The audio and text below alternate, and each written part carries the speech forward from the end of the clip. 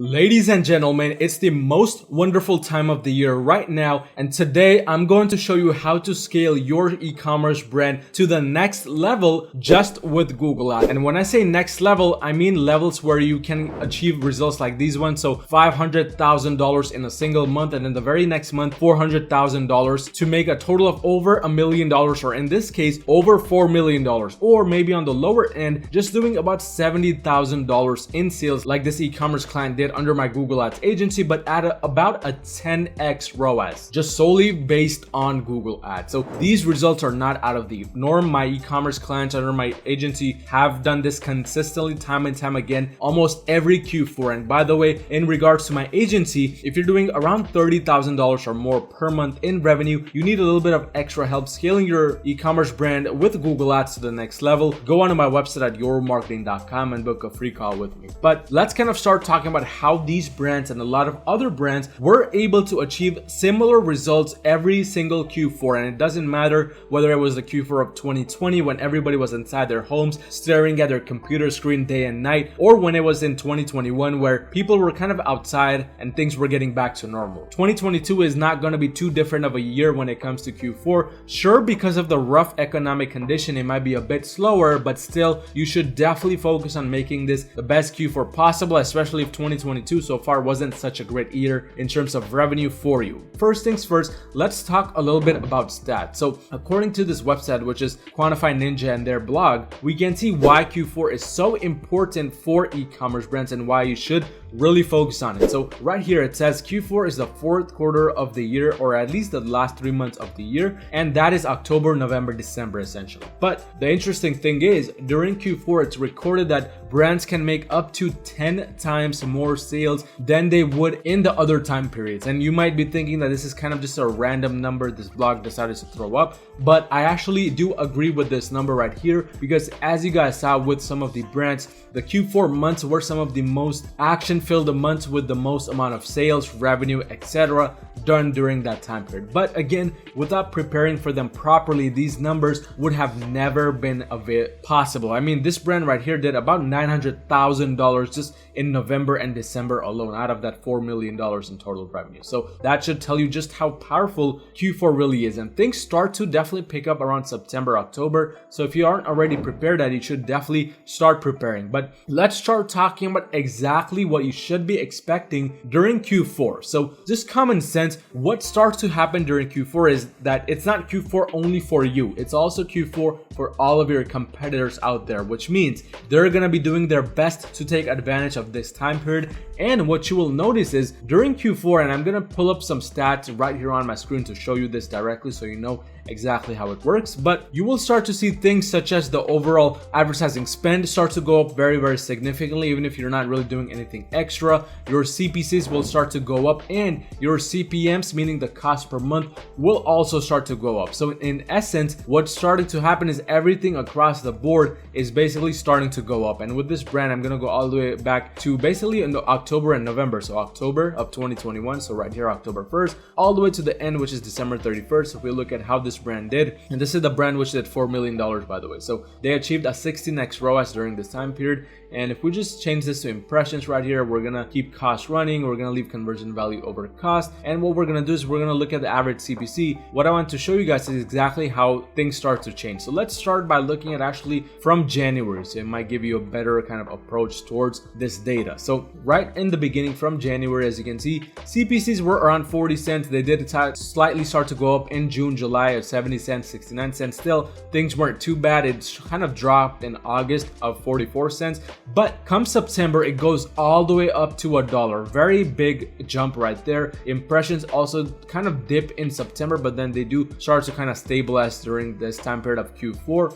And the most important thing is ROAS. So you might be thinking the CPCs went up, so that means this brand just went into full-on unprofitable mode. The CEO of this brand decided to fire us, and we had this huge fight regarding what the heck is going on with CPCs. Well, unfortunately, nothing like that happens, because as CPCs start to go up, the ROAS surprisingly starts to go up, and the cost, again, as I mentioned, also starts to go up. So these are not just things that happen all of a sudden or things that shouldn't be happening but are happening. these are just happening because this is the byproduct of Q4. So when Q4 comes around, as I mentioned, all the advertising expenses start to go up, including the CPCs. But if you followed my previous video I made on how to prepare for Q4, you're already ready to go, you're already ready to scale, then this is exactly what is going to happen to your brand. So even though there is more competition, the main thing that is improving is buying intent. So in Q4, more people are ready with their credit cards right in their hands, as if they already hadn't spent much of their budget previously,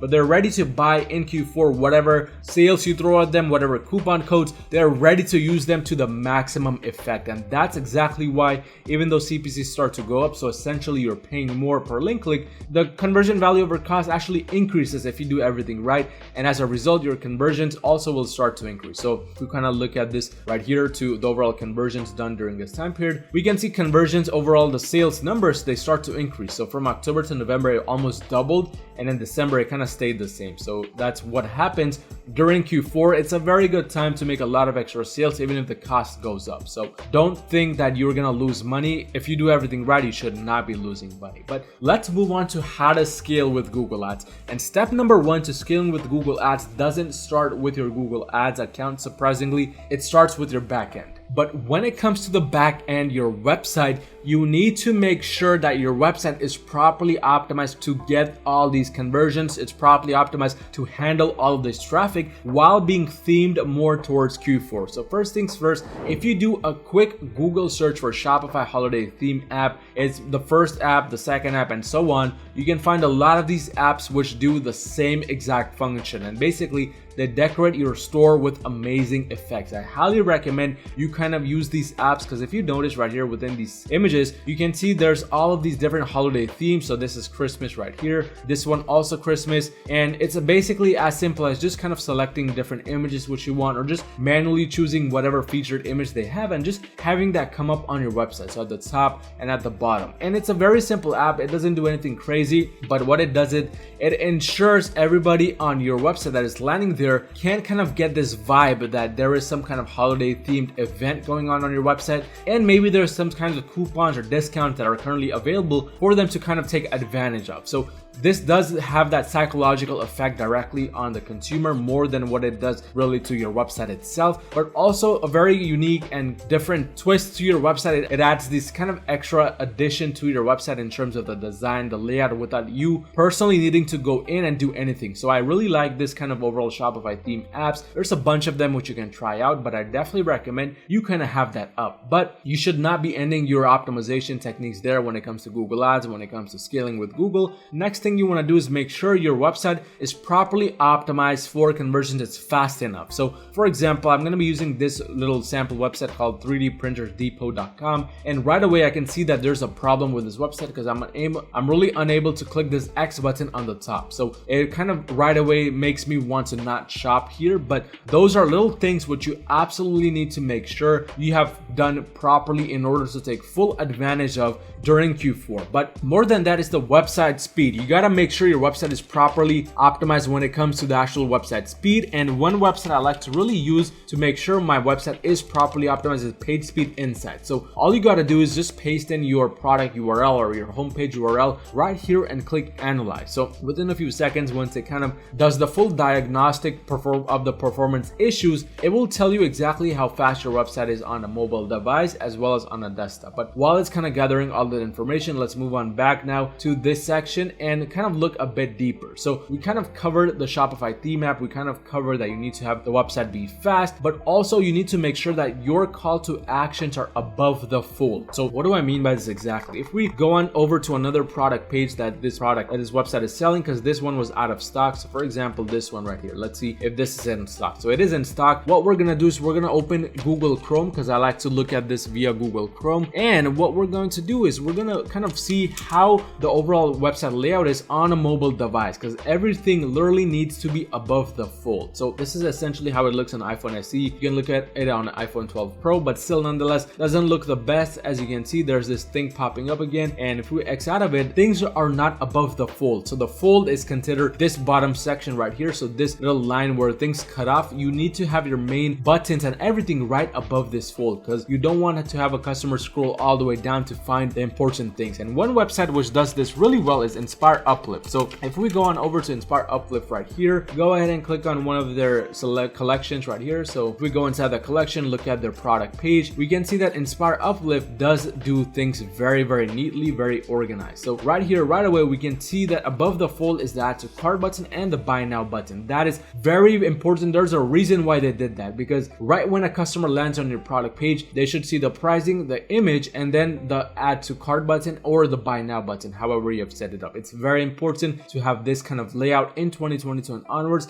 especially during Q4 if you want to find massive success scaling with Google Ads. So 3D Printers Depot definitely could do that better. But now going back slightly to the page speed insights, we can see another thing 3D Printer Depot is lacking with is this page speed. Very horrible score right here. 33 seconds on mobile device, 6 seconds on desktop. This should not be what the score is at all during Q4, because you're gonna lose 95% of your customers, period. So if you want to scale with Google Ads, get this below 3 seconds as much as you can, especially for mobile device. So mobile device, it might be extremely hard, but do your best, because here this is just way too off. You gotta be 3 seconds or less, or somewhere around 3 seconds. This is 10 times more than that. So you definitely want to be improving that. But one more thing I would like to mention when it comes to the website is make sure to do all of your A/B testing, everything that you need to be done prior to Q4. This is not the time for you to test whether add to cart green color is better or purple color is better. This is where you already know green color is what your audience likes the most,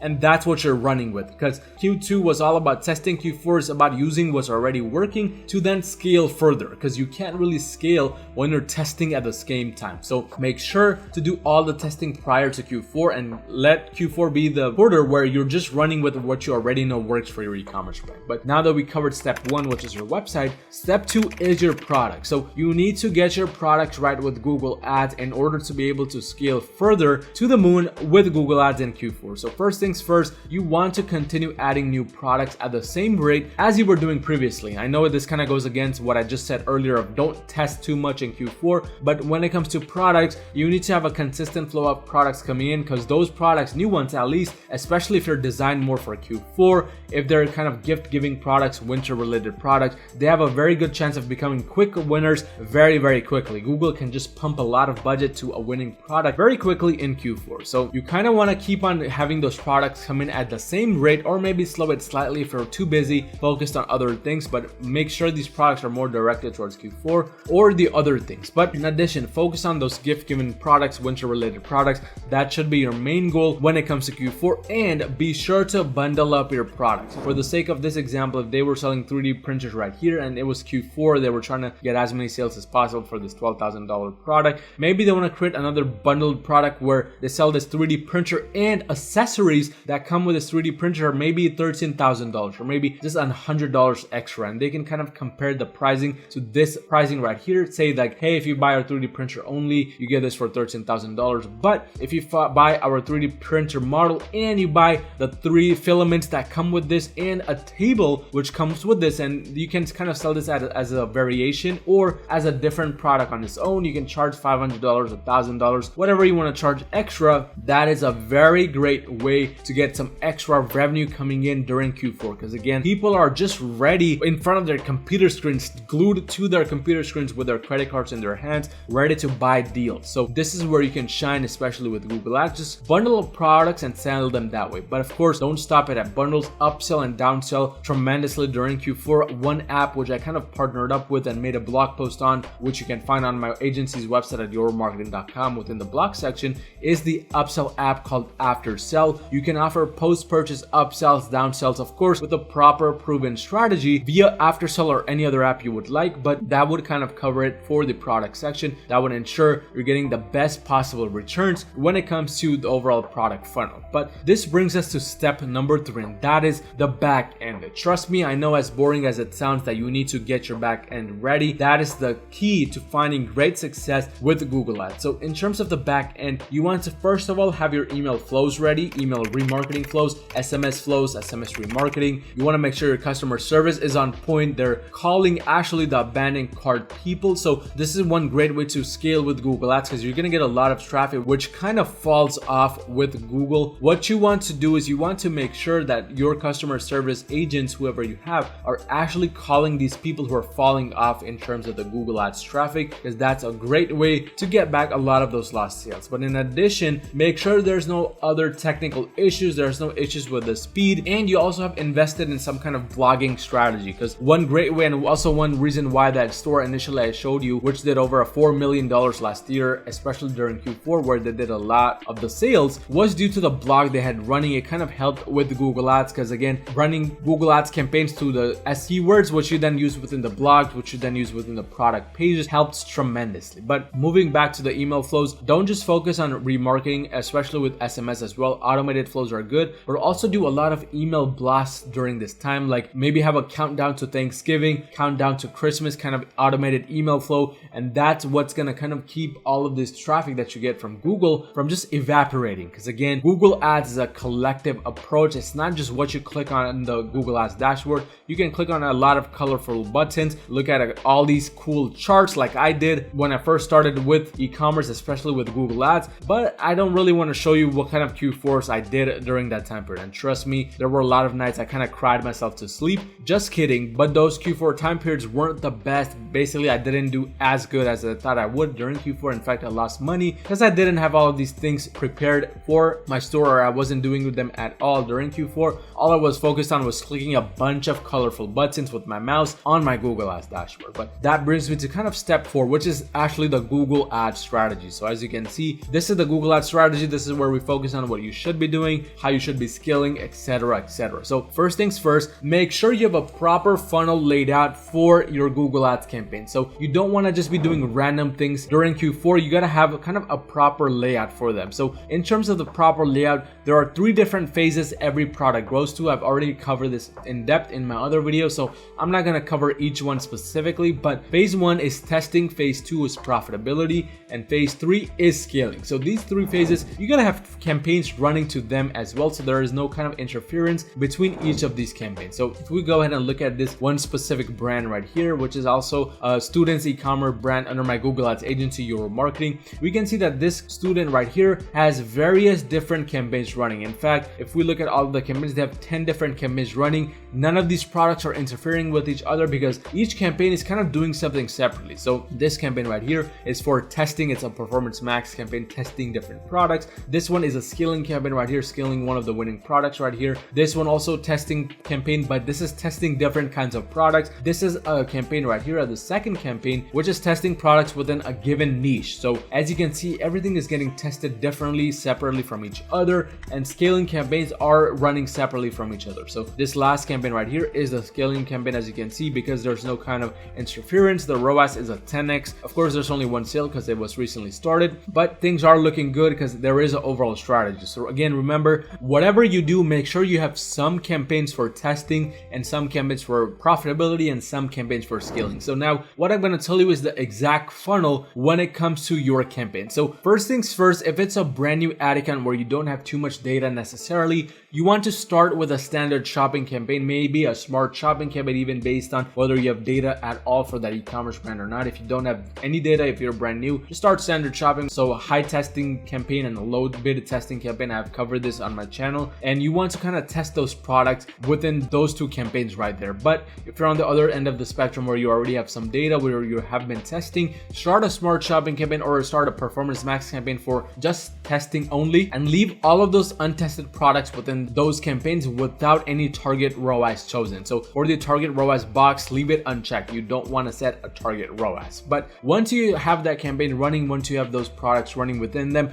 within a few weeks, you should start to see that you're starting to get some results depending on how high your budget is. It might be even within a few days. Then you want to kind of funnel them down to the next phase of profitability. So if they already have 5 to 10 sales, funnel them into their own smart shopping or Performance Max campaign, and it should only be a winners winners campaign. So all product with 5 to 10 sales or more, funnel them inside this campaign. But let's say within your standard shopping campaign or your original testing campaign, you have products which you had to exclude because they were not winning products. Don't give up on them. Launch a brand new losers campaign, a smart shopping or performance max campaign, which is a losers campaign. Set the base target ROAS percentage at around a 200% and put all those losing products within that campaign. A lot of the times this can actually make those products winning products. So that's what you want to do, kind of transition those products from the original testing campaign into the losing campaign, but also have the winners campaign running at the same given time with those 5 to 10 sales. But let's say you have a lot of products within your winners campaign, you have 5 to 10 sales coming in per product, and you want to scale it even further. Now this is kind of an optional step. One good way to scale is just by scaling that winners campaign already, by scaling up the budget by 20% to 25% every 3 to 4 days. But if you want to things a bit further, start another performance max campaign called the mega winners campaign. This campaign only has products with 20 to 25 sales or more. And by the way, you want to definitely exclude these winning products from the original winners campaign, because then if you don't do that, it's gonna interfere with this second campaign. So have that done. Run this at no target ROAS percentage as well. Set the budget of this campaign very, very high, $500 a day, $1,000 a day or more, because these products, they have already proven to be big winners. You should not be scared to scale them. So this is kind of how the strategy goes when it comes to actually having the campaigns. Now moving on to the actual scaling section. So when it comes to scaling, you want to kind of determine how you go about scaling based on two things, whether it's spending the full budget or whether it's not spending the full budget. So let's assume the campaigns are spending the full budget. You want to increase the budget by 20% to 25% every 3 to 4 days. Keep on doing this as long as the returns are profitable. If the returns start to dip, kind of slow down on the scaling, maybe lower the 20 to 25% growth to maybe 10% to 15%, but keep that growth going as long as the profitability and everything is there. But let's say it's not even spending the full budget to begin with, kind of ease up on the bidding, kind of ease up on the target ROAS percentage. So what I mean is, if it's a standard shopping campaign, increase the bid. If it's not a standard shopping campaign, decrease the target ROAS if you have set anything. If it's at the lowest percentage possible, just kind of uncheck the target ROAS box, let it run like a wild bird, and then let it kind of try to get sales. But don't come to me in the comment section say things like, you suck, you don't know what you're doing, etc, etc, if things go through the roof, because you gotta always be monitoring your campaigns. You gotta always be making sure you do these things only if you're getting results. But again, you want to also be funneling whatever winning products you have into search campaigns. So the benefit of having those standard shopping campaigns, believe it or not, there are some benefits still. I know it's crazy, but with the standard shopping campaign, you can use the keyword section to then find out what your winning keywords are, to then put into search campaigns and have them as SKAGs. So single keyword ad group campaigns, where you're just targeting those keywords, and you can just run those campaigns for those individual winning products and increase sales that way. That's what I have done all this time during Q4. But in addition, don't just kind of get stuck up on smart shopping, or don't just get stuck up on shopping campaigns or search campaigns. There's a wide variety of different Google Ads campaigns. I know it's crazy, but there's discovery campaigns, display campaigns, YouTube retargeting campaigns even, and a whole lot of more campaigns, which you definitely want to be taking advantage of in Q4. But in addition, don't just stop on Google Ads. Retarget across multiple different advertising platforms wherever your audience you think is. So Facebook, TikTok, Pinterest, Etsy, etc, etc. At least retarget on them. Don't do cold traffic. But of course, kind of sum it up with email blasts. So like I mentioned earlier, email automated flows, email campaigns, all of that stuff, because Google will notice all of this traffic coming in. And by the way, you definitely want to have all of those audiences set up already when it comes to Google Ads, because Google is going to be able to capture a lot of data during Q4 and kind of cycle it back into your campaigns, to then recycle that data, use it again and again within your campaigns. But that's kind of the gist of how to scale with Google Ads specifically during Q4. I know we covered a lot because there's a lot of things that kind of go hand in hand to make Q4 with Google Ads specifically the best possible quarter. But again, if this is too much for you, you would rather get help scaling with your e-commerce brand, go onto my website at yourmarketing.com and book a free call with me to see how we can make that happen and scale together. But if you found any type of value in this video, destroy that like button, destroy that subscribe button, and I will see you in my next video.